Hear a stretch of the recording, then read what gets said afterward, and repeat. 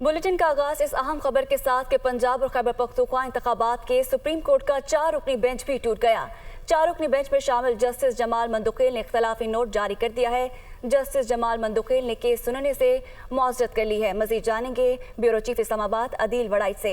अदील, 5 से 4 और अब 4 से 3 हो गया ये बेंच, अब आगे क्या होगा, ये समाअत कैसे चलेगी? बुनियादी तौर पर तो देखा जाए ये 9 रुकनी बेंच से बात 3 रुकनी बेंच पर आती दिखाई दे रही है। इस वक्त कमरा अदालत नंबर 1 का मंजर ये है कि कमरा अदालत में 3 कुर्सियां लगा दी गई हैं, यानी chief justice of Pakistan, justice Umar Ata Bandial और उनके साथ जस्टिस जाजुल एहसन और जस्टिस मुनीब अख्तर अब ये केस सुनेंगे।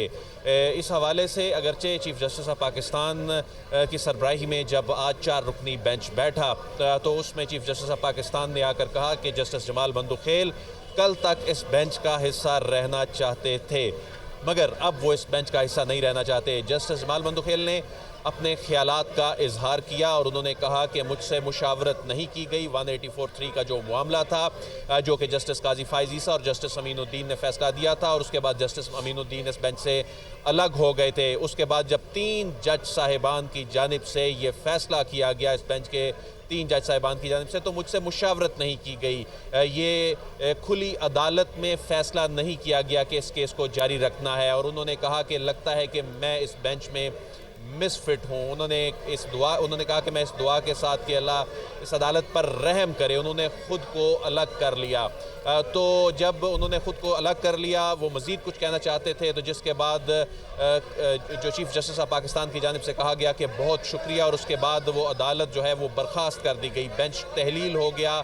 अब ये 3 रुकनी बेंच जो है उसके लिए 3 कुर्सियां लगा दी गई हैं और अब से कुछ देर बाद इस केस की समाअत मुतवक्के है। जो कि जस्टिस काजी फाइज ईसा की जानिब से फैसला दिया गया था, वो एक बड़ी रुकावट समझी जा रही थी, उसको एक सर्कुलर के ज़रिए ख़त्म कर दिया गया। उसको कहा गया कि ये डिसरिगार्डेड इसको समझा जाए। उसकी रीज़न ये है कि 5 रुकनी लार्जर बेंच ये फैसला दे चुका है कि आज खुद नोटिस लेने का मामला चीफ जस्टिस ऑफ पाकिस्तान के पास है और चीफ जस्टिस ऑफ पाकिस्तान के पास ये पावर्स हैं, तो ये एक तरफा तौर पर एज्यूम किया गया ये जुडिशल पावर्स। और ये जो 20 नंबर्स वाला जो मामला था, इसमें इस तरह का मामला टेकअप करके ये अज खुद पावर एक्सरसाइज की गई जो कि नहीं की जा सकती थी, और ऐसे में एक सर्कुलर के ज़रिए एक जुडिशल ऑर्डर जो है उसको कहा गया कि ये डिसरिगार्डेड है। तो इस हवाले से जब ये सर्कुलर जारी हो गया तो 3 जज साहिबान का जब तहरीरी हुक्मनामा आया तो उस पर एतराज़ किया गया और ये कहा गया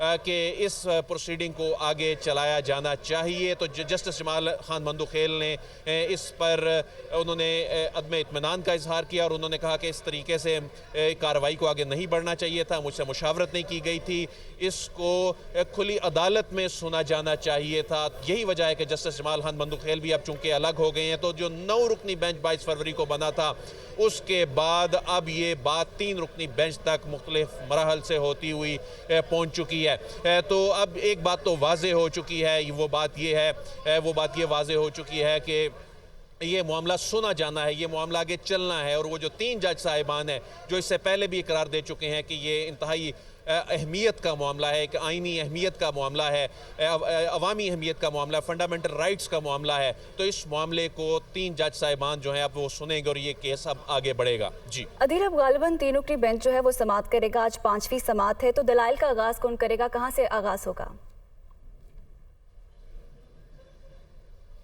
जी, दलाइल का आगाज़ वहीं से होगा जहां से ये मामला रुका था, जहां से इस मामले पे ब्रेक लगी थी और उसको एक बड़ा धचका उस वक्त इस मामले में लगा जब ठीक है, अदील वड़ाई साहब हमारे साथ ही रहिएगा।